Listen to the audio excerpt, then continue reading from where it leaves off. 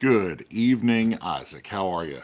Good evening, Ryan. I am doing well. Welcome to the game chat. Yeah, welcome to the game chat. I only got one. Look at how cool I am. I only got one headphone in. This is the equivalent. I don't know if you grew up in the '90s. This is the equivalent of like one of the straps of your suspenders thrown over your shoulder. Did you ever do that? No, sir. But I did Really? have my hat looks weird. I did have quite You a look like an few. airplane pilot. Uh, The big Roger that. One, headphone. two, one, Yeah, two, coming there down. we go. I did this when we did our Skull King stream, and it was much more comfortable in the Ah, earbuds. I don't yeah, like yeah, earbuds. I hate earbuds. yeah. So we'll try it. We'll see. My hat Okay, looks yeah. weird though. I think it's good. No, I did have a lot of cross colors shirts though. So Yep. Cross colors. I that was remember kind of those. my jam. So, So but it no, was not the suspenders. it was really popular. You would wear suspender shorts and what is it? Not the overall shorts. Yeah, Okay, the the bib overalls.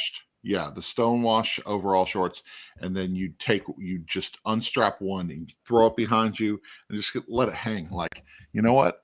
I only got halfway dressed. I don't even care. I came to school like this. I'm a rebel. Look at me. Yeah, So I was actually a rebel. That was our school mascot. I was a pirate. A pirate, really? Yeah, the I, Raiders. I can see that. Yeah, Okay, I like that. I can yeah, see that. yeah. It was fun. We're no longer the rebels though. They changed that. Okay, okay. What was my middle school? I don't know what my middle school was. I have no idea. Anyway, we're Anybody just tuning in is like, what is yeah. What is this crap? what is this show?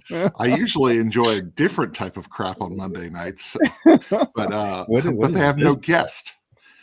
So actually, our guest is incoming. He came off of a flight just a few minutes ago, so Yep. we're just giving him a little bit of time talking Yeah. about to up lost a viewer. Oh, jeez, I knew You know that what was we going to need? happen. What? We need a logo for the game chat. Not that yours isn't The fine. game chat? No, I think a proper game chat logo. Yeah, I would love a game chat logo. I don't know That what would it be looks good. like. I don't I don't know. know, what that could entail. Just half of our Hmm. faces each smashed Oh together. yeah, smash together faces. Hey, we've got our special guest. How do you know? I don't even know. Hey, there he is. What's up, Nathan? How are you, sir? I'm doing great. How are both of you?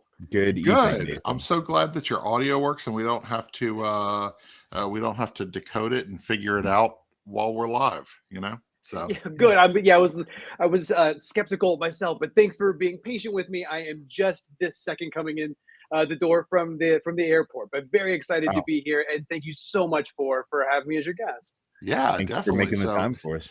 It's awesome. yeah, we started Nathan. We started the show just talking about this is not like written Nothing down anywhere, useful. nothing useful. Yeah. But we were talking about some of the styles that we went through in our middle school, early high school years. I was telling Isaac about the wearing the overall shorts and then taking off one of the clips and One throwing off. it back. Yeah. Yeah. Okay, so you know about that. Okay. Yeah. Okay. Well, good. I know I'm reluctant to say too much about my high school style because I don't want to reveal my age, but I Gotcha. feel like I can maybe hang. I'm in one of the ages that starts with a T or an F. We'll put it in that area. Okay. I think you're right there with us. I It's think fine. I think we're all around that. We're I think so, we're too. both old men here. It's fine. So So yes. I would say like the dopest look from high school there would it is. be Yeah. would be I mean I know this is a cliche to mention, but I would say the hypercolor T-shirt. Do you remember the color Oh, yeah. changing Yep. Mickey hypercolor T-shirt? Put your And handprint on it. absolutely, and it would only change color for like 3 or 4 washings, and then it would just be the secondary color forever. Exactly. And then at least in my school, you were nobody unless you were wearing Umbro shorts. Do you remember the soccer style Oh shorts? yeah. Yeah. I actually played soccer in middle school, so I wore those non-ironically. I actually wore them for real. So non-ironically, They're Yeah, a good so- look. yeah. it's but that's not Cool. we're not talking fashion today. We're not talking fashion. I know this is where people come for the fashion, board game fashion. Speaking of, go to our Teespring store. This is my vintage Meeple shirt that I designed. Looks great. Go over to our Teespring store and you can Very cool. purchase one of those. But yeah, so we're not talking about fashion tonight. We're talking about summer gaming. So Summertime. summertime gaming. It's a Officially good summer time now. to game. I know it's really hot. Let's Stupid hot. well, temperature check. What do we got in Alabama Temperature check. or Let's in see. Georgia? I'm sorry. What's Georgia. What's your temperature? Northwest You guys are close to each other, right? You guys Oh, are. are we, Isaac? Where are I don't you? know. I am in Northwest Ohio. Oh, I'm in Central Ohio. I'm in Columbus, the home of origins. Oh, I didn't realize that was home base for you there. Yeah. Yeah, I'm Toledo area, so just a couple hours away. It says 77, but I think that's a bunch of crap because it's been like 98 for a week. It has, and it's going to be back to that for us soon. But we had 75 right now.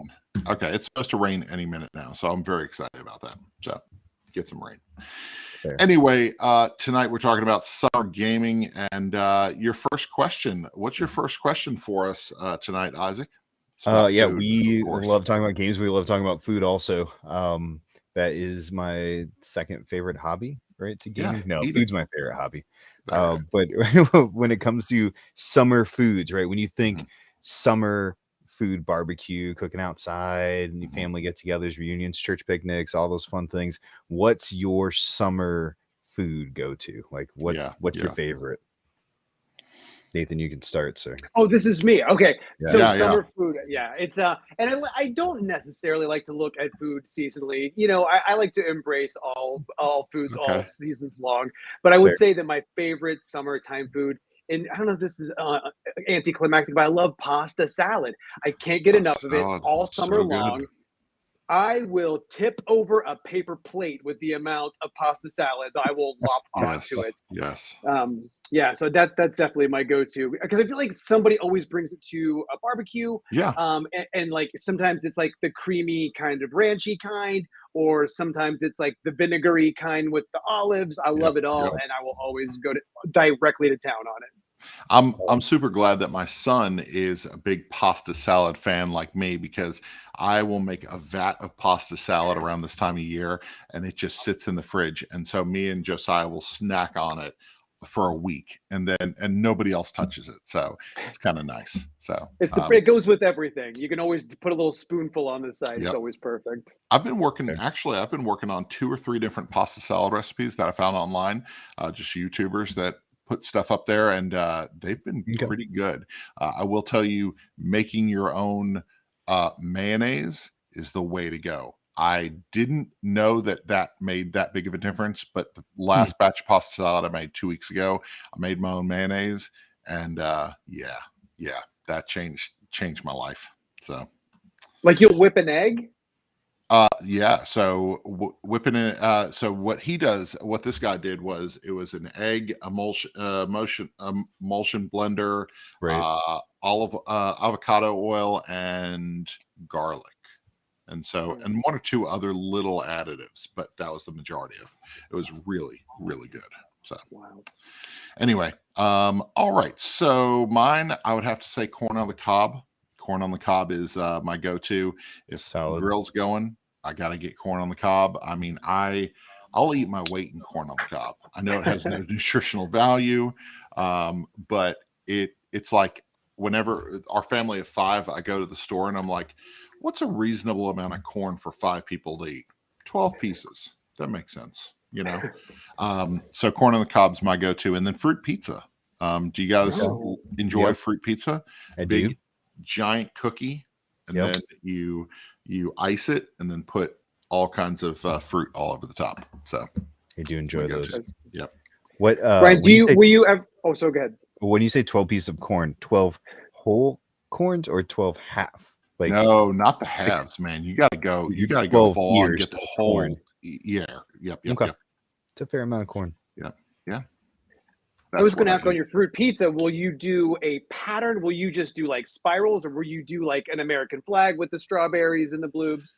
Yeah, I don't know. It depends on what I have. Like, sometimes I find that the kiwis aren't like good enough for me. Like the kiwi test, it's like, I bought the wrong kiwis. And so like, I'll leave those out, but like, I want blueberries on there. I want strawberries are a must. And then I put bananas on it, and my kids tell me I'm gross. And I already know how Isaac feels, because he's bananas are disgusting. Yeah. but that's not real. Yep, Bananas it's are true. amazing. It's next recording. That's what we're gonna do. Geez, I saw that in the show notes that we're talking about bananas next recording. It's ridiculous. Yeah, good. Will it game topic? Banana games. Oh, geez, I could come up with banana games. So, what about you, Isaac? I went with just straight up traditional. I want the barbecue firing. I don't care what's on it.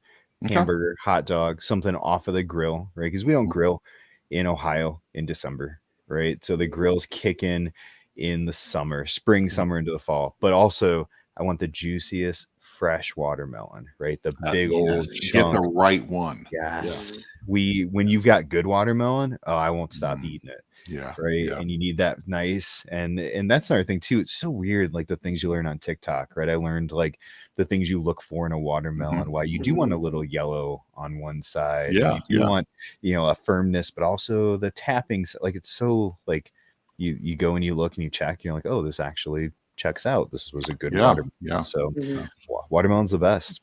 Oh man. We're gonna have to throw somebody out of the show. Watermelon is the worst. Tony, I would say that watermelons and bananas are the two fruits that have the biggest disparity between what the fruit actually tastes like and what the artificial flavor of it tastes like. Banana flavor doesn't taste like bananas, and watermelon flavor doesn't taste like watermelons. That's true.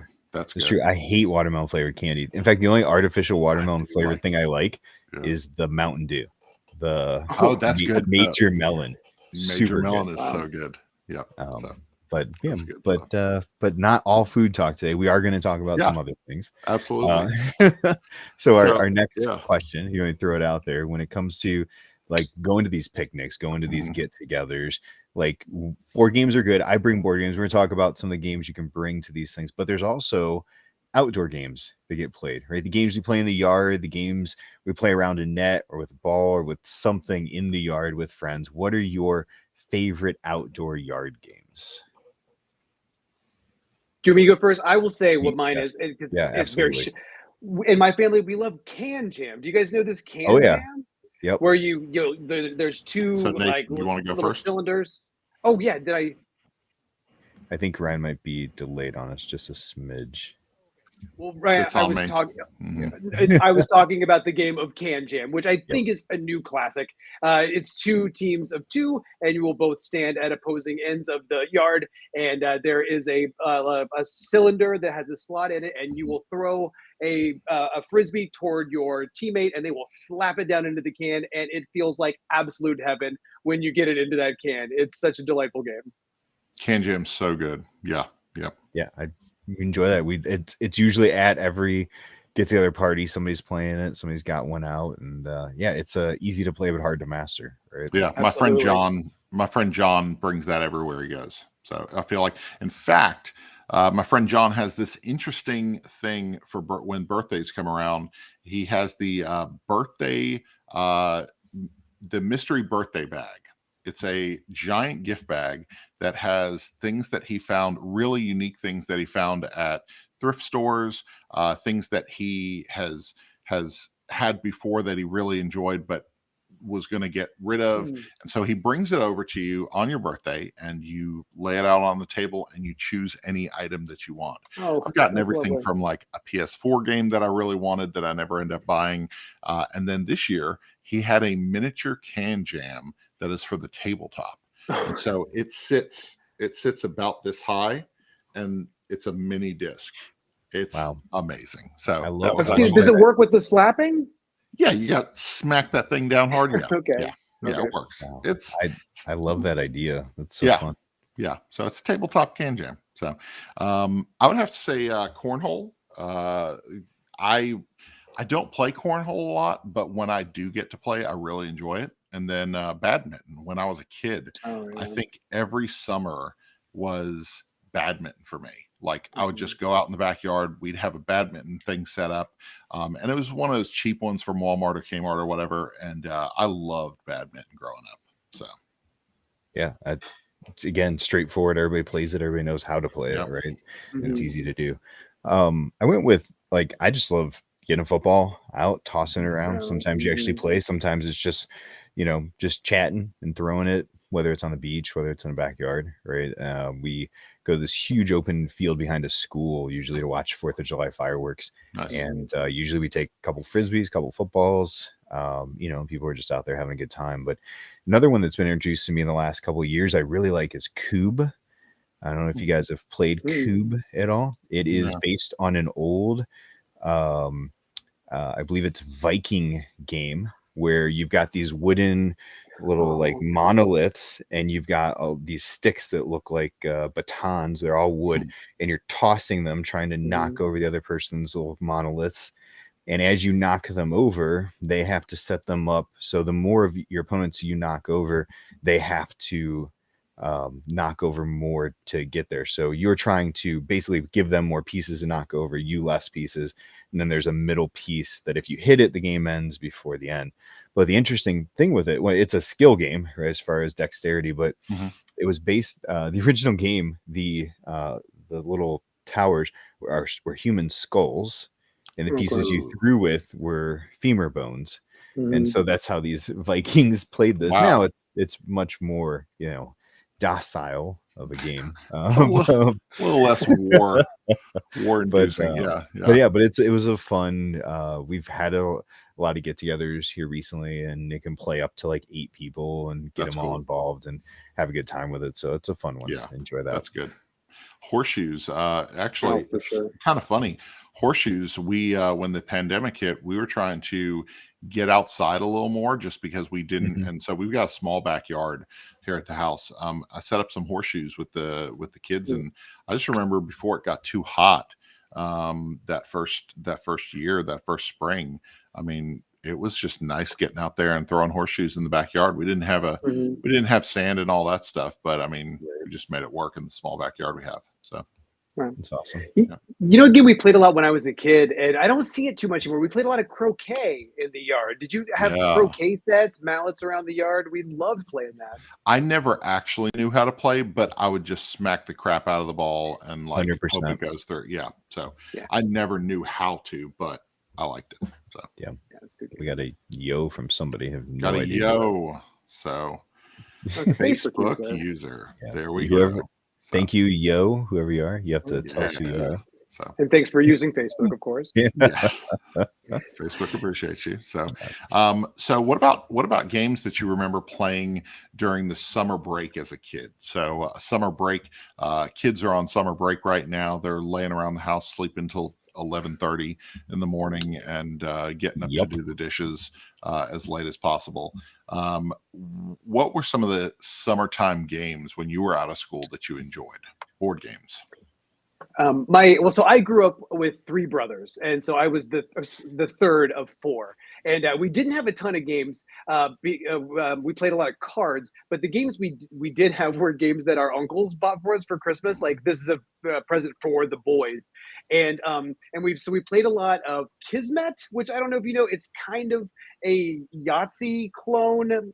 But a game I remember playing a lot because it was so bizarre and so weird, but it felt so oddly grown up. We played a game called A Question of Scruples.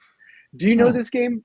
It is bizarre. It is not for children. It's a weird game to play as an 11-year-old. So the way it's a game it's a party game of sorts where you are presented with a moral quandary and you will answer what you would do in this situation. Like, I remember one was, after a dinner party, you notice $1 in change on the couch where one of your guests was sitting. Do you return it?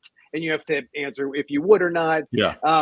And one other that I remember, which blew my mind, was your friend asks to borrow $200 or $2,000 for a year. Do you charge interest? And I would be thinking well, I don't know what interest is, so I kind of want to say no, but also I can't imagine what it would be like to have $2,000, so I think I'm going to say yes. That's really funny. Yeah, it's a messed up game to be playing with your 9 and 14-year-old brothers, but that was the game we played a ton of. A Question of Scruples.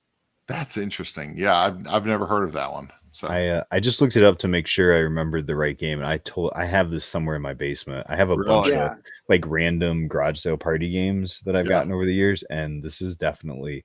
I remember there being one about like you see somebody questionable while you're driving late at night. Do you stop and pick them up or not? And just that, no.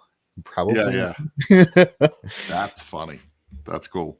I was looking at it while I was moving some stuff out of my dad's house, and some of the questions are remarkably bad. That should not even be mentioned in 2022. That were maybe a product of their times and best forgotten. Yes. Fair. So one of the games that I love playing in the summer, because we live next door and down the street to some kids that we were around the same age, a year or younger or older, and so we played the game of Splat a lot. That was the one that came with the actual cans of Play-Doh, and you would make your own little bugs, and you would have this board, and it was a roll and move, or maybe a spin and move game, and you would actually have your bugs, and they would move around the board, and then there were cards or some trigger that allowed other players to take the plastic hand and splat your bug. I remember, and it actually spelled out splat when you squished it. I don't know. It was really cool to have Play-Doh integrated with the game. It was something that I remember that game, and I remember just playing in the backyard porch area of my friend's house over and over and over during the summer. And then the other is Yahtzee. My family members would come over, and that was like the go-to. My aunt and uncle would come by. That was the one that we played. Yahtzee hit the table a lot when I was a kid.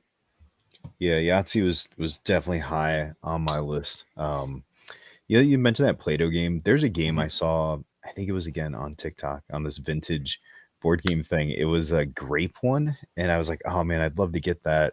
I'm trying to think. It was like you were little grapes. I think it was called Grape Escape. Oh yeah, and you yeah. You made the grapes. You could like torture these little grape characters, like cut them in half and squash them. But it looked like a mousetrap kind of game. I think that one came after Splat, but it's the same. Yeah, same concept. Same where idea. Yep.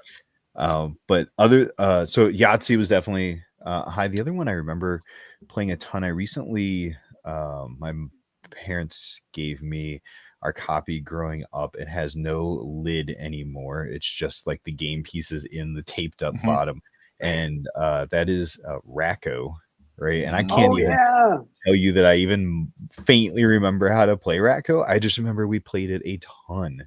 And I just thought it was kind of cool. They're like, do you want this? I'm like, I 100% want that. Just to say this was one of the games we played as little kids. And when it was raining in the summer, we played board games. We didn't have phones, we didn't have computers, we didn't have we got stuff out and played Play-Doh and did all of those fun things together. So those were kind of, Grape Escape. There you go. AJ had it. And I think we played way more the word game with the tiles. What is it? Scrabble? Scrabble. I think we played way more Scrabble poorly than correctly. We just made up words. And my favorite was Upwards. I loved it. So my parents had Upwards and Scrabble, and I gravitated toward Upwards because I love the changing of the words. I love the verticality of that game. And then when I saw that Spin Master, actually you have a copy of it. I do. That's what I'm looking for. I don't know where it's at. Yeah, you got a copy of it, and I was like, that is a really fun game. I haven't played the new one though. So yeah, it's solid. It's somewhere in here. Yeah. AJ is that kid that probably had a copy of Fireball Island. 2 copies of it. And all the marbles. And then all the kids would come over and be like, no. Nope, I'm playing this as a solo. Don't touch my Fireball Island. Yeah. Ryan, you're reminding me that I feel like I had the weird oddball version, because we never had Scrabble, but we did have Upwards, and we played that. Like I said, we didn't have Yahtzee, but we had Kismet, and we didn't have Clue, but we had a game called Who Done It, which was basically Clue, except it also had a motive that you had to figure out as well. Yeah. And the other weird game that we had was called Conspiracy. And you had these little busts, these little heads that went around, and they were passing a briefcase to one another all over Europe. Gosh, I haven't thought about that game in years. Sorry, continue. Interesting. No, that's funny, because it's like I go by the toy aisle sometimes just to see what's up with toys nowadays, and I'll see the little people, and it's all like the traditional whatever brand they are, Play School Little People or whatever, and then like one row over in a completely different color box, miniature people, and they look exactly the same, but you can tell it's like with a crappier plastic. And I'm just like, yeah, I would have had those. So Uno, Risk, and Scattergories. Scattergories holds up. I've got Scattergories, Taboo, and Risk all on one shelf under there, just because those are 3 games that I played so much as a teenager, and they've stayed in our collection, even though the boxes are just crumbling to pieces. So, hey, speaking of kids, yes, don't have kids, but I still go down the toy aisles. Absolutely. There was a period of time when I felt weird about going down the toy aisles, and I would actually hold up my phone and act like I was talking to somebody, like I was looking for something, just so it wouldn't be awkward. I feel like I made it way more awkward by doing that. Man, I love going down the toy aisle. My wife knows when we go to whatever store, I'm like, well, he's going to look at the board games in the toy aisle. And yeah. My wife video games. She's like, I'll just wait at the end. Come out if you need me. Yep, so. She does. Like, don't buy anything, but you can look. Oh man. Oh, this is fun. Rick, would you go to a different part of the store if you saw Bob in your toy aisle? Wow. Yes. To answer your question. Yeah. So it's good stuff. So what does what's it our do next when question? I do this? Did it change to that picture? I can put it up on the screen. Is this the one you're talking about? Let's see. Oh yeah, that's 100% it. Yeah, you can see the little bust on the end. Okay, and there's I don't know guys that one. going around and passing that briefcase to one another. I don't remember how it played, but yeah, that looks so old. That's probably from 1975. Yeah, this one is on eBay, 1980 copy. So yeah, okay, spot in.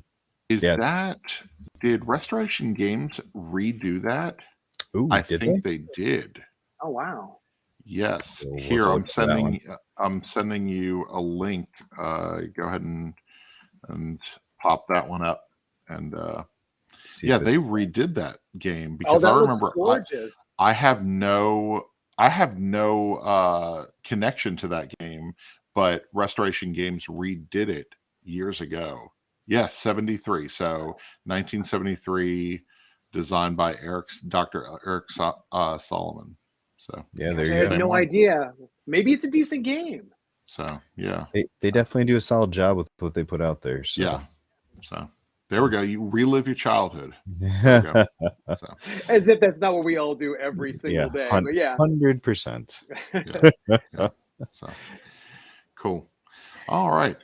What is the next question? Next question we're talking about is this right here. Yeah, we're going to talk about the games. I can't reach that far behind me, Ryan. You're going to break something. We're going to talk about this game that has been a staple of every one of our shows in some category since the beginning. Now, we got together and got to talk about Green Team a little bit at Origins. We have a video on one board. Did you release that video yet? No. So it's actually halfway through being I had some audio issues, so I was trying to make sure that I had good audio, and I just haven't finished the file. So I'll get that out tomorrow. So yeah, so we just kind of wanted to share and be able to have you on, Nathan, to talk about Green Team because we love it, but also as a designer, kind of introduce our audience to what you do. So I know this is not your first game, so kind of what's been your design or what's been your board game kind of story? Yeah, that's I guess I never actually super thought about my story. I mean, I feel like any other designer, I grew up loving games. I grew up loving conspiracy and A Question of Scruples. Oh yeah, Ryan has my first game there, which is Medium, which I designed along with my friend Danielle Deli, who I think some of you have met. But yeah, I don't know. I feel like those are the 2 games that we have out there, or that I have out there now. And they're both party games. And I guess kind of my approach and what I try to do, because I was thinking about it last week about this way, when you go out to lunch or you hang out with one other person, it's kind of cool and kind of fun. But when you have a third, there's always just a different energy, and it's always a little bit better. And I feel like it just gives you a little bit more to do. And I feel like that's what I try to do in the board games that I'm involved in is kind of be that fun third person by proxy, you know, because and I was thinking like this conversation, for example, is something that is a fun thing to do. But since Isaac sent these questions in advance, it makes it a little bit more fun. So it's taking the sort of thing that people like to do together for fun anyway, but adding some structure and adding a framework and adding a little bit to mess around with. And I think that that's what, and I would say that's what Green Team Wins and Medium both do. Take the kind of fun things you like to do with your friends, but give you something to bounce off of and give you a fun third person by proxy by the stuff that's in the box. Yep. That's awesome. Green Team, I think what's so fun about Green Team, so I introduced a whole bunch of people to it at the pool. My brother and sister-in-law have a community pool in the neighborhood, and they invited us over on Friday night, and just trying to get into the weekend and unwind. So me and the kids went down to the pool and ate some pizza, and then we played Green Team Wins once everybody got out of the pool, and we had a blast. We had people who were in their 60s playing. We had people who were as young as 14 playing. I mean, we had a blast playing this game. And everybody was just like, oh man, why would you say that? I can't believe that. And then the one person, what was it? One of them is Blank Knight. Okay. And I intentionally didn't tell them what the spelling of night. Okay. So I said Blank Night. And I said, I'm not going to tell you what the spelling is. Just figure it out. We had all dark nights except for one person. One person at the table didn't say Dark Knight. And I was like, and we're playing like 10 people, you know? And I was like, you are Orange Team. So what did they say? Did they say like good night? Did they say something that's more the NIGHT kind of night? Yeah, so they said good night. Yeah. So, and I was like, and you said good night. And I was like, you get no points. Green Team is my it's my 20. I was just looking at my insights on my board game stats app. In 2021, this is my second most played game. That's insane. I played that prototype till I was reprinting it. That's prior to it being released. I mean, Chad taught us last year at Origins, and Bob said, you got to check this game out. You're gonna love it. It's crazy. I'm like, okay, all right. I love Chad. I love what he's putting out. Let me try this game. And we played a game where like rack it up, rack it up, and we just kept playing. And I told him, I said, I do a lot with young adults, with high school kids, with college kids. We're just social people in our family. And I said, I want to play this. I think I told you the biggest group I played this with was like 34 people. That's amazing. I want to play it with like 100, like, because I think it's a very doable thing.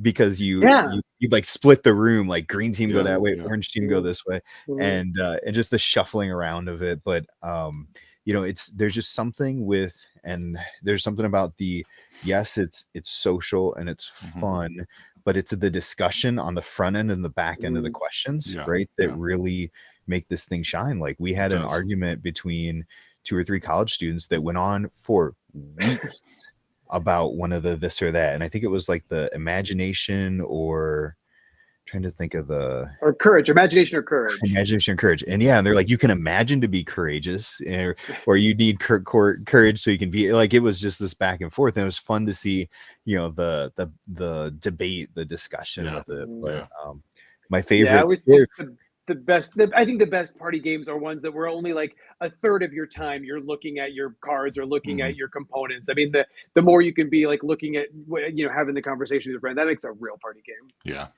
Absolutely. So we got to play this at the charity board game meetup at Origins, and Chad said, I'm going to bring a couple copies. We're going to give away some fanny packs. We gave away a copy, and I said, Chad, let me MC the games. I want to do this. I'm excited to do this. I love just MCing the game for people, and I know I told Ryan this, but Nathan, I don't know if I told you this. As I noticed, I think I mentioned it real quickly when we interviewed you. At Origins, is I noticed as people would come over, like have a seat, I can explain the game. Most people sat, some were like, no, but you kept hovering. We had, and I'm like, man, like, just have a seat. Do you want to learn? You're like, no, I just want to know the answers to the questions. I'm like, why won't this guy sit down? This is a really good game. He's missing out. And not till that next evening, I was like, oh my gosh, I didn't realize that was you standing there. So. He's the one who created the game. Well, but that was the absolute first time I'd ever seen a group. I'd only ever played it with like friends or people that I was playing it with. And like, you don't know how strange it is to spend, the pandemic quarantine, like quietly in your room writing questions and then thinking, I bet people will laugh at this in the future. You know what I mean? It's such a weird experience. And then seeing it in so many people's hands, Yeah. It's it was really something to see. Well, I feel like this game is made for conventions. One of the things that we're going to be doing at Southern Fried Gaming Expo in Atlanta in just 2 weeks, we're gonna have some massive Green Team runs at night. So we're going to be playing Green Team at night, and it's going to be a lot of fun. We're really excited about it because this is a game that encourages a lot of people to get together. Encourages people. I played Green Team with people that I didn't know anything about them, sat next to them, learned their preferences, and got to know them because of that. And so this is one of those tremendous icebreaker games, and it's one of those that is it's evergreen. It's a game that I was printing. Yeah. So I did not mean to do that. Come on, you did that on purpose. I messaged Chad on Christmas Eve and said, I can't find the print and play files. Can you send them over? Because I was so desperate to teach my family, my extended family, how to play Green Team on Christmas Eve. I got to the point where I just typed up some stuff on PowerPoint from what I could remember from all the games that I played previously, threw them on the TV, and we played Green Team anyway. So it was it was a blast. So that's so cool. Well, can I say something about Chad real quick? Like when I pitched this, when I first pitched the game, like I knew 25th Century from like, kind of medium weight, strategy games. Like I really loved Space Explorers, for example. And I kind of felt like it was a long shot to pitch these party games to him. And like when we had a Zoom call, pitched the games to him, and he was like, oh, I'm interested in Green Team Wins, and I mentioned this other one too. And then he asked for print and plays, and he's like, and it was right before Southern Fried Gaming Expo. He's like, I just wanted to, get this in front of people and see what people think. And I think played it that weekend, and on Monday was like, I would love to sign this game. And I could not have been happier with what he did with it, because I feel like he really gets the right amount of silliness to seriousness that's in there. And I think was really open to some of the weirder questions. The only question that Chad asked me to change that comes to mind, one of the there was a card that was one of the best of 3 cards, and it was Brownie from the edge, middle, or corner. And he was like, nobody thinks that hard about brownies. It's just edge or middle. And so it made me take out corner. That's the only thing it made me change. It's probably the right call. That card is one of the few that when we put this in front of people, we had it still as the 3 answers, and people were like, what I just think like edge or middle, like I don't think about. And so it was funny to see as it kind of paired up and that went through. So So Bob's right. I think he said, I'm pretty sure I threatened Chad that weekend that if he didn't sign this game. That was actually our first experience at Southern Fried Gaming Expo. He brought the print and play. We played it at night. We played it 3, 4, 5 times. The Tantrum House folks came in, taught them how to play it. They played it. Like we played that game so much during the course of that weekend. And it was honestly one of the highlights of the weekend, so Southern Fried it will always be linked to Green Team Wins for us. That's amazing. And our 4 channels, all with this love for One Board Family, Tantrum, Game of Sidekicks, and Derek and Lizzie over at Board Game Spotlight. I approached Chad about. I said, Chad, like, how can we be a part of this game? Like, I want to be a part of this game, and was helping with the play testing. But that's when we came up with those cards, and he said, let me pitch the idea to Nathan. I'm like, I don't know who that is, but please pitch the idea to him. And and I was happy that, one, I think we came up with some fun stuff, and I'm just excited that it's a part of there's two things I'd love to see. I'd love to see our logo in a game, which this kind of is real close to that for me. But I'd love to see my likeness in a game someday. But this, it's just cool to be a part of it, to be a part of this thing with our channels. So yep. So Chad's in the chat. Yes. Yeah, Chad's in the chat. I did not notice that. Okay. Yeah, so we played both Friday and Saturday nights with different folks who were loud in the gaming area that night. That's right. Like that gaming area got pretty hype playing Green Team. So, and then this in just 2 weeks we'll be back at Southern Fried, and we're gonna be bringing copies of it with us, and it's gonna be really exciting to play with rooms full of people. So, sorry I can't be there, but post about it. I'd love to see. Oh, we will. So very cool. I gotta ask though, no one has played this game more than you folks, I would say. Please, I mean, you got to be getting tired of the questions. There are not a million questions in the game. No, not at all. So what I did, it's interesting because I want to see. So we're actually halfway through all the questions just since we got it at Origins. So what I'm doing is I'm taking the questions that we go through, I'm putting them in a separate sleeve, a separate baggie, and then I'm going to recycle them back in. This way, I'm not going to get a peanut butter and jelly question or whatever. Like I won't get a specific question 2 games back to back. That makes sense. So yeah, so I'm interested. I don't know. I feel like of course you're going to have to do an expansion, and we already know what the name of that expansion is going to be because Aaron told you what it's going to be. Always wins. So right. That's right. But I really do believe that like an expansion like this, you know, Isaac, you talked about the fact that this would go over so well with some branded IP stuff, you know, doing something where it's different avenues, different geek culture avenues. I mean, Marvel, Green Team. Yeah, it would work so well. So, yeah. I don't get bored of the questions. One, because I enjoy the emceeing part. And, you know, I'm looking at my insights from 2021. I played with 108 different people last year. Like I love to play with lots of different groups and small groups and families. And so to me, a question, one of my favorite questions, and I think you said was one of the first ones you wrote, was the who's killing it, right? Or who's killing it, right? It's Tony the Tiger, Toucan Sam, or the cereal mascot. Which one of these cereal mascots is like killing it right now? That's right. Yeah. And like I love people's like, wait, what was the question?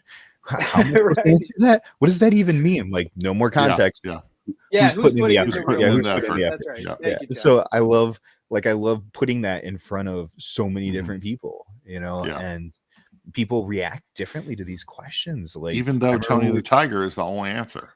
I mean, Tony's been pretty consistent, but there's some questions that like everybody answers it one way, and it's so weird to see. Like the fire, or no, that's the one you said you wrote first. The fire, the internet, right? Oh yeah, which has done the most damage to the world? Fire, the internet, or the wheel? Almost everybody says internet, but there's always one person who says the wheel. Always Which one. I don't know that person. That's not a friend of mine. So. Might have been your wife, I think. It might have been my wife. Yeah. No, Aaron will definitely say internet all day. But I love watching just that. Like there was the pancakes or waffles question, and the first time I played it, whoever read it said pancakes or, and I quickly wrote down waffles and flipped my card over. I'm like, I know it's not pancakes. So everybody around me picked pancakes because they saw me write so fast. Interesting. And when we flipped it, I was like, waffles. They're like, are you serious? You didn't even hear it. I'm like, I knew the other answer had to be waffles. They just yeah, this game can literally reach anyone. So that's right. Yeah, I think some of my favorite parts are the questions that people can have different interpretations of. Because there's one that's too many pillows or too many stuffed animals. Yeah. And I think you could say, and I feel like you could say which of those is more annoying to deal with when going to bed, or which of those is preferable, which of those is cuter. And and I like when people are like, what? No, what do you mean? It's like, well, no, this or that. That's the whole thing. There is nothing else to this. Yeah. This or that. That's it. And I love that because people want to overanalyze. It's like, no, well, what's the scenario? Whatever you have in your head, that's the scenario. Yeah. You name it. Awesome. Yeah. Cool. So let's get into these 5 games of summer. So we're going to talk about 5 games that we take, whether we're traveling, going to the beach, going to a hotel, going to be on the road for a little bit. I want to switch one of mine out, but I'm not going to. So honorable mention to Deep Sea Adventure. So I'll just say that. Yep. So we just name one, give it a quick why, and we'll work our way around. So yeah, Nathan, you shoot one off, number 5 on your list, and then we'll go after you. They don't have to be in particular order. Yeah, terrific, no good. particular order. And I don't know what the two of you used for your criteria, but I mean, I kind of imagine people around like a picnic table or something. So my criteria were pretty much small box or mostly cards, easy to transport, small footprint, doesn't take up a lot of room on a table, easy rules, and for the most part, large player count, but that isn't always the case. But my first one, and I definitely remember playing this with my wife, sitting at a table by a hotel pool while our kids were swimming, is a game called Red 7. Do you know this one? I do. It's a card game, right? It's a card game. It's a small box card game, and there are 7 suits. They are the 7 colors of the rainbow. And on your turn, and each of this has a different criteria. Like, or I forget what they are, but like orange might be most evens, and like purple might be lowest number. And so you can either play a card to your tableau to add to what you've got, or you can play to the middle of the table to change the rules of the game. And so the game advertises itself as 7 different games. You're either playing red, you're playing green, you're playing blue. I love Red 7. It's a really great game for 2 to 4 players. Yeah. Got a picture of Red 7 right there. Wow. So there it is. Look at that. Perfect. So cool. So my number 5 is going to be Lots Filled In. So I don't know if you guys have played Lots from Royal End Games. Lots is kind of like a reverse Jenga. You're trying to build a tower cooperatively, but you're getting points based on each time you complete a level. And there's some catch-up mechanics, which are really, really cool. Lots Filled In is the roll and write version of this. Each player gets a different building that they're going to be filling in with different colors. And you're taking basically Tetris-style pieces. They're all 4 cells, long, wide, whatever, 4 configuration, and you're going to be pairing them up. So if you take a green and a blue, you're going to get to use one shape and one color, your choice. It works really, really well. This is a game that my wife really likes as a roll and write, and it's same, almost all the rationale that you said, Nathan. That's what it went into the picks that I have. Lots Filled In is a great one that plays in about 15 to 20 minutes. Played this in an airport while we were taking some flights just earlier this year, and it worked fantastic. So yeah, super solid. I was surprised that it was one I backed because it was a very inexpensive Kickstarter, right? But I loved it. It was really good. It's really good. So card games to me are the weird thing with the outdoor thing because of wind and blow away stuff, right? So I like card games that maybe don't like I wouldn't play Enchanted Plumes because you're building this giant, or like longboard or stuff that they have to stay out, but cards maybe don't stay as long, and a pocket size type of game. I went with Tussie Mussy first, or really any of these Sprawlopolis, quick, easy card games. We're going on vacation here in a little bit. This is easy, quick, simple. This is with the expansion. This is going in my pocket, right? It's going to be in my bag. This is a quick, easy game that the whole family can play. It's Elizabeth Hargrave. So, I mean, it's an auto for me there. And I believe, if I'm not mistaken, I think Beth Sobel might have done the art on these, which is always a sell for me also. So awesome. Tussie Mussy is my first pick. Nice. That's great.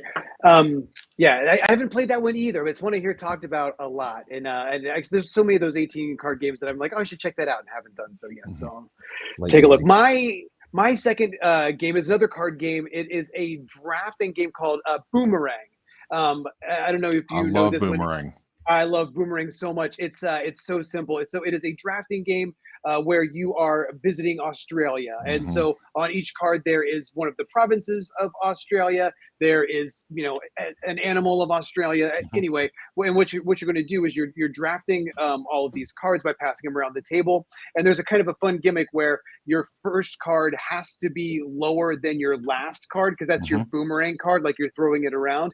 And so you always get points that's the difference between those two. But then primarily what you're doing, it kind of has a roll and write feel. So it's sort of a draft and write in a way, where you've got a little map of Australia. And when you collect these cards, you're filling in on the map. So you get points for being the first person to visit all of the parts of the province. You get, and then you'll get points at the end for all of the souvenirs that you got, or for all. And I love a theme that is just like family vacation fun. Yeah. It feels like a summer trip to Australia. Love Boomerang. Yeah, and this is another one that actually is on Board Game Arena. So Bob taught me this one, or Bob, I think Rick may have taught me this one. Boomerang is on Board Game Arena, so you can play that now for free. Or if you have the subscription to Board Game Arena, I'll show you version US and Europe, I think. Europe. Yep. Oh. So they are all available on Board Game Arena and really, really fun to play. So. Another game to add to my need to buy list. Yeah, definitely. My next game is Potion. This is a little bottle. This is an odd little set collection game where all the pieces are in this little medicine bottle. I bought this for Aaron for Mother's Day one year. Everything, including the instructions, fits in this, and they are acrylic. They're really, really nicely made acrylic tokens. I don't know if it's going to get that. Maybe it won't focus on that. Anyway, they're really nice acrylic tokens. There's, I think, 3 different potions, mushrooms, and beetles, I believe. And so you're rolling these dice and trying to collect these things, but you're trying to watch out for your opponents because they're going to collect things faster than you and take the victory. So this is a really cool little game that it plays in 10 minutes, plays up to 7 people, which is really kind of crazy. Wow. Oh, that's right. You have them in your hand. Yeah. So that's right. You have them in your hand and then you're taking them out. And so you kind of don't need a table. The smallest table in the world would be fine to play Potion. So it's really good. So. Chad said not through TSA though. That is true. Didn't think about that. So we actually haven't traveled with Potion other than going to dinner and stuff like that. So heavy game, heavy in weight. This game ain't going anywhere. And as far as outdoor goes, for a 2-player game, I can't think of a better Shogun. Like, this is such a great, easy, tranquil. The photos you guys had of this when you did your review were great. Yeah, it was one of my favorite little photo spots with these. This is another one Bob taught me. He's like, dude, sit down, play this. I'm like, this looks dumb. I'm not playing this. And we're 2, 3, 4, 5, 6 matches in. I'm like, gosh dang it, I gotta go find this tomorrow in the game hall. So Shobu is such a fun, easy 2-player. I think Bob is the reason why half of that stock sold. Because he just kept talking about it over and over. Yeah, he was in for sure. Yeah. It's my second pick. That's cool. Great. My third pick is, I think, the only deck building game that I can imagine playing outside. It is Flip City. Oh yeah, I love Flip City. Thank you for mentioning Flip City. Yeah, it's so good. And I love it because you hold your whole deck in your hand. It's got to push your luck element as you flip things over. And I love that it's got 2. Oh gosh, I'm going to space on one of them, but it's got 2 different win conditions. One is, remind me what they are, Ryan. One is having a certain number of stars out, and I think one is just playing a certain number of cards without busting. Yes, so I think it's like 20 something cards without busting, which is a wild, like that the criteria for that is nuts. And so, or maybe 18 or more cards or something like that. But anyway, it is a lot of fun. Interesting story behind Flip City. Flip City, it was a game that Aaron and I were addicted to playing 2 players. And it's a really solid, just super quick 20-minute deck builder. So Aaron and I would play Flip City at night. We would play 2 or 3 games of Flip City. Well, it got to the point where I had won so many games of Flip City. I was somewhere in the high 20s. I had won 28 games back to back, somewhere around there. And she was so frustrated that she demanded that we play over and over and over until she won. And then when she did win, we took a picture and posted it on Instagram and put our record on there. But it's such a memorable moment for Aaron and I, and that little card game is so cool. So Yeah, it's a great game. It packs a lot in there. And it does such innovative things for a deck building game. And like I said, so many deck building games have like 30 piles of cards and it's just a lot going on. But I could definitely play this on a picnic table. Absolutely. So the next one doesn't require very much, just your fingers. Finger Guns at High Noon. This is a very silly party game where players are going to, it's basically advanced rock, paper, scissors. Players are going to go 1, 2, 3, shoot, and everybody's going to either shoot somebody at the table, or they're going to pull a stick of dynamite, or they're going to lasso an ally to help them out. A different person is the sheriff each time. It's such a unique little party game, and it's one that requires so little table space. All you have is a little card in front of you that has a little health tracker and a recommend like a little list of the rules, and then you've got a card in the middle that you can lasso to become an ally with.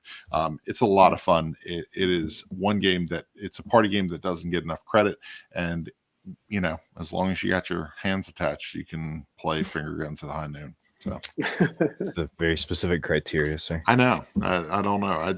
I was thinking about it. I was like, you could probably play this in a car if you were all in the back seat. That's why we have self-driving cars, people, so that we can do this. It's a bad idea. The technology is finally caught up. Finally, we can play Finger Guns at High Noon because of Tesla. My third one is going to be my first of 2 dice games, and that is Roll For It. My Roll For It copies are beat to heck. I have both of the 2-player or 2 to 4 players, so this can play up to 8 people. It's all in here, all the dice, all the cards. Such a simple game, right? It's that game where we go, oh man, why didn't I think of that? But it's so good. It's easy. We take this a lot to meals. We'll play it on a picnic table. It's a game our family enjoys, and honestly, I can't say enough good stuff. Everyone can play this game. Great, easy summer outside game. Isaac, how do you play? Can you run through it real quick? Yeah, so Roll For It. Everybody gets 6. Is it 6? 1, 2, 6 dice. There's different colored. They're mini dice, right? Everybody gets a set of these 6 dice, and then there's 3 cards laid out at any particular time, with certain dice and monetary point values at the end. You roll all your dice and you set them in front of one of these cards. If you can claim it, you take it and you score that many points. First one to, I think it's 30, maybe 30 or 35 points wins. But if you can't claim this, maybe you only rolled the 2 5s, you leave your 2 5s there, but somebody else could come in with their 2 5s and 2 and take it before you. And then you just lose all your dice. And if you overcommit, because you only have 6 dice, which is usually how people first play this, they'll put 3 1s over here, and then they'll put one of their 2s over here. Oh no! Like, wait a second, what am I gonna do? Yeah. And my favorite thing is this game forces people into these, which are the big 15 pointers, but you have to get all 6 of your dice to match whatever's on it. These are hard, but if you get one of these, you're like a third of the way to winning. Oh wow! But it's super light, easy. Everybody, like, it takes about that long to teach, and it's okay. Roll the dice, let's go. So fun little Calliope game.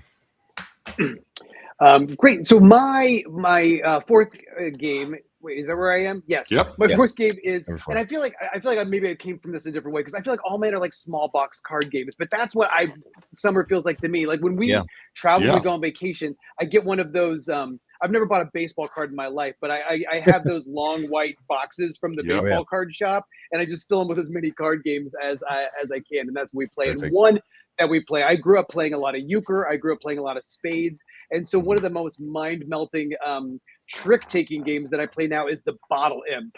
The Bottle Imp, if you don't know it, it's just a deck of cards and then a little wooden bottle, and so there's 3 different colors of cards, which are the 3 suits, but the trump is whatever value card is underneath the bottle or less. So it starts out as 18. So if you're the first person to play a card that is less than 18, you win the trick, but you take the bottle, and whatever card you played is the new value of the bottle. And so if you end up with the bottle at the end of the game, you lose points. You don't get anything. And so it's such a hard thing to wrap your mind around. But once you get that idea of Trump is constantly getting lower. How can I get rid of my 1 or my 3? Because if I get stuck with it, I'm going to eat the bottle. It's got such beautiful cartoony comic strippy looking art, and it's got a fun little bottle. We love the bottle imp.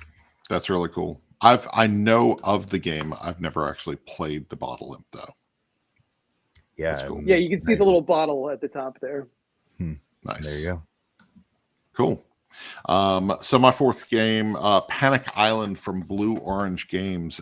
Part of the reason is because this is a really cool, nifty zippered pouch that it comes in, and it is a real-time memory game that is played in teams. And so what you're doing is you've got these really cute illustrated cards, and you're trying to find the exact matches, the matches of certain cards. It plays in 2 minutes. Some of the cards give you special abilities and things like that.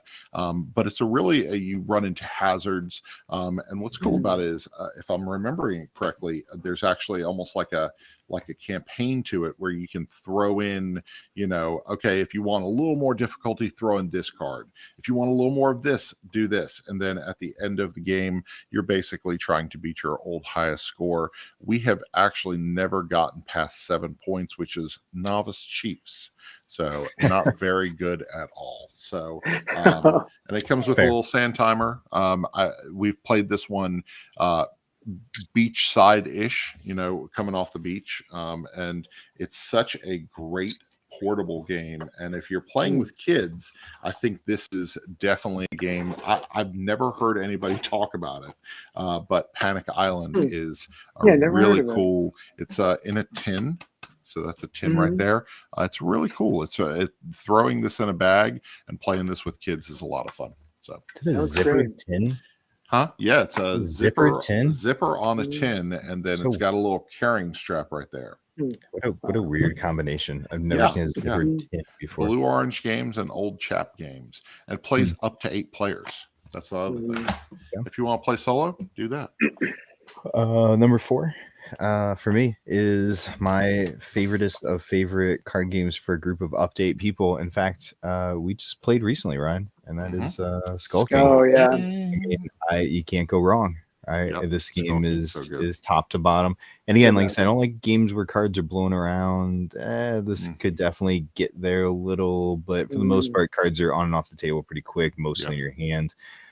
Skull King I have yet to introduce this to somebody and they're like, I don't like that. This is a game everyone has thoroughly enjoyed when we played it. So. Yes. Great game. Yeah. Love that. That would almost make my list. That's a very Nathan-y choice. You can see that's right in line with the kinds of games I pick. I did consider it. Perfect. Great. My last game is one that is probably 300 years old, but it never does get old, and it's Liar's Dice.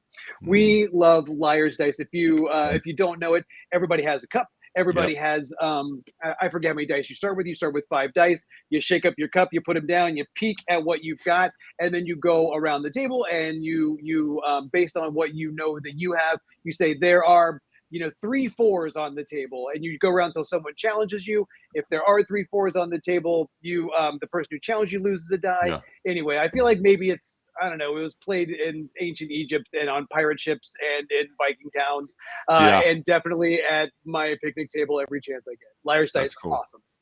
Yeah, a friend of ours got addicted to Liar's Dice. She had like 3 copies of Liar's Dice, and she was like, "I'm bringing over my Captain Jack Liar's Dice." I was like, "Okay, that's fine. Let's do it." So, have you played Spoils of War? I have not. Is it a Liar's Dice derivative? It is. It's Arcane Wonders. It's hold on, I gotta grab the box. You may have seen the box. It was super big at Origins a couple of years ago. It was like their big game, Arcane Wonders, and basically it's Liar's Dice. It's got the cups, it's got the dice, but then there's also cards that you're competing for. They're victory points or give you some extra things, but there's still at its core, it's a Liar's Dice game, but it adds a set collection point aspect to it. So it's a ton of fun, and there's a lot of slamming on the table with the dice and all the fun stuff you would want. So. How did you have that so handy? Did you know I was going to say Liar's Dice? I'm sitting within reach of at least 2 of my big game shelves. There we go. And as soon as you said Liar's Dice, I thought, I know right where that one is. That's cool. I don't know where most of my games are, right? Because none of them end up back where they're supposed to. But there's a handful that I'm like, oh, I know right where that is. Here it is. So, Chris coming in the chat with orange team is for shade. That's absolutely right. By definition, it is the absolute truth. Yeah, there's no losers of this podcast and this video show. We're all green team. This last one is Great Heartland Hauling Company. This one is a pick up and deliver game that is a lot of fun. I have played this game in a lot of hotel rooms on family vacations, and this one is just a great pick up and deliver game. It plays so well, and it's a lot of fun to try out the different configurations of cards. It's basically cards, cubes, and you're collecting cards similar to something like Ticket to Ride and playing them. You need to gas up your truck and get over to the different places to pick up inventory and then deliver them. It is a great pick up and deliver game, easy to teach. Great Heartland Hauling Company is definitely one of my favorites to take on vacation. So. It's a great one, and I love the theme. There are almost no other big rig trucking games. So good. Yeah, that's true. Perfect. So. Bob has never tried it, and I'm pandering to guests. I don't care. This was on my list. There we go. Because this is right. You just said it. You took it to the pool and played this. Yep.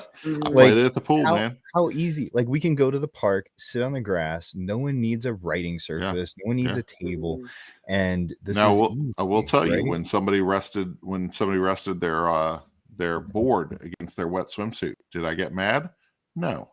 But I just watched them very carefully and got a little steamed. That's all. And one of mine got a little warped when we were at dinner, but I didn't care because I just enjoyed playing it with everybody. Yeah, it's fine. It's okay. It's a game. It's meant to be played. All right. But yeah, I mean, to me, this is gonna be an all the time game, but it fits well for, hey, we're outside. Yeah. I don't need a table. Everybody here, write down. Let's have a good time. So this is a good game. Thanks so much. Well, yeah, he didn't have to do that. I feel like we've talked about it so much. Oh, for sure. And the fanny pack. Do you know how the fanny packs came around? Chad, while you're in the chat, my fanny pack had a casualty of my son stepping on the edge of it because I left it in the wrong place in the game round. He's gonna say it sounds like a you problem. It is definitely partied too hard. So I partied too hard. So I was out rollerblading. I love rollerblading, and I saw all these people with fanny packs on, and I was like, and I was thinking about this game because I'm always thinking about this game. That's true. And I messaged Chad when I was done, and I messaged Chad. I'm like, "What do you think about a fanny pack for green teams?" He's like, "That's crazy."